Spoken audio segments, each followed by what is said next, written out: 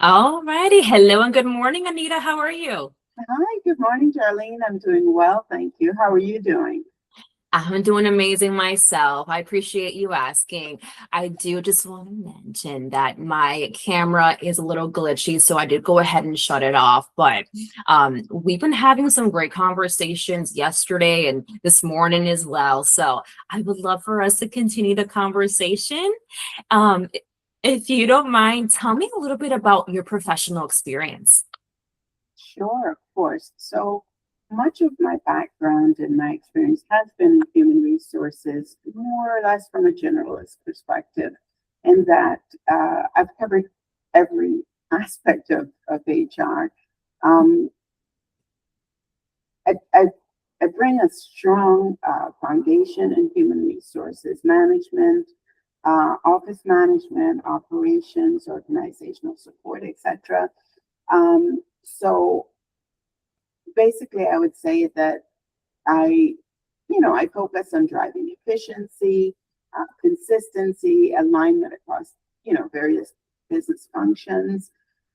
For example, in my recent roles, I have overseen the daily operations of the office. I've streamlined, various administrative processes. I've created policy, and I've also ensured that the integrity of my role and what I do is always up to par. I've worked with various HR platforms and various CRM systems to provide, data support, etc. Um, Also, my experience includes a lot of, as I said, the core functions of HR, such as onboarding, employee relations, I'm so sorry, and compliance, with a consistent emphasis on accuracy, discretion, confidentiality, and I try to, adhere to best practices always. Um, Basically, I believe that, what would differentiate me from other candidates, for example, would be my ability to think both operationally and strategically. I not only ensure that processes run effectively, but I like to identify opportunities for improvement, enhance workflows. I'm particularly drawn to human resources and I've worked in that area because it allows me to, affiliate my experience with operations and HR, but bring a broader impact to an organizational success.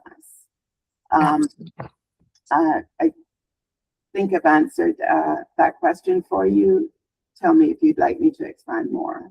Yeah, no worries. You actually were spot on with your introduction, with your professional experience. You definitely gave us more insight to, your experience with HR, not only HR, right, but in the office operations side of things as well. So I appreciate that, and it gave me some more information as well. So again, I appreciate that. I wanted to talk a little bit more about your experience with the onboarding, perhaps offboarding, if you did any SOPs. Would you mind telling me a little bit more reference to that? Sure. So I've done massive onboarding and I've done, in essence, I've worked in organizations, for example, General Dynamics, where I've, recruited for a extremely large call center Mhm. um, and had to onboard, upwards 50 and above, people at one time. Um, and repeatedly doing that to fill various positions in the call center. So in terms of my onboarding experience, I've done everything from put together templates to ensure that processes are carried out, that nothing's missed. As you know, with HR, you required to um, pay attention to detail and get a lot of information. And it's crucial to make sure that information is accurate for the systems, but also to ensure that that the employee is onboarded Yeah. successfully. Um, in terms of onboarding, was there anything else in that area that you wanted me to expand on, or? Yeah, I mean, I would say, as far as onboarding, I would assume, the drug testing aspect, background checks, running that.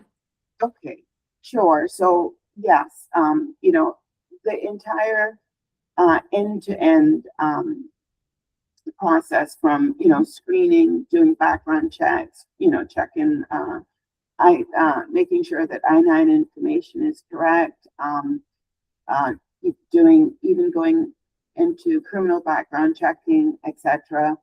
I've done all of that. Drug testing, I've done upfront drug testing for onboarding, but I've also done had situations where I would just randomly drug test. So it depends on the organization that I'm working for and what type of policies we have in place in terms of drug testing. But yes, absolutely, very comfortable with all of them.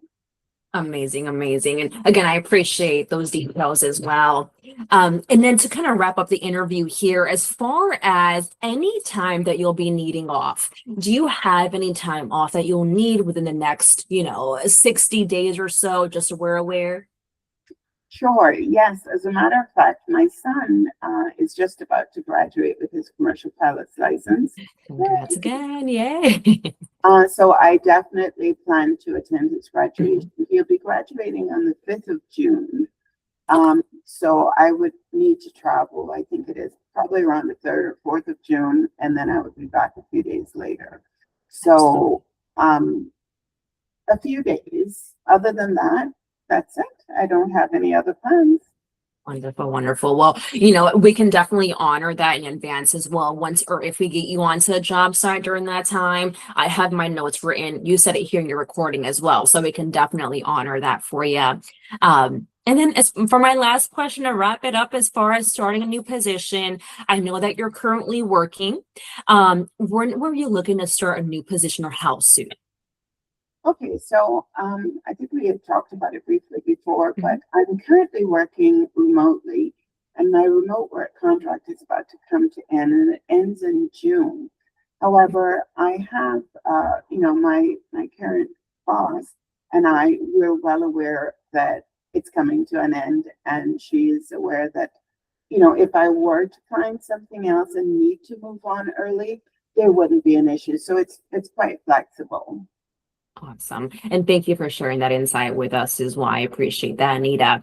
As far as the interview, you definitely gave us all the neat details that we need as far as your professional experience. So again, I appreciate that aspect.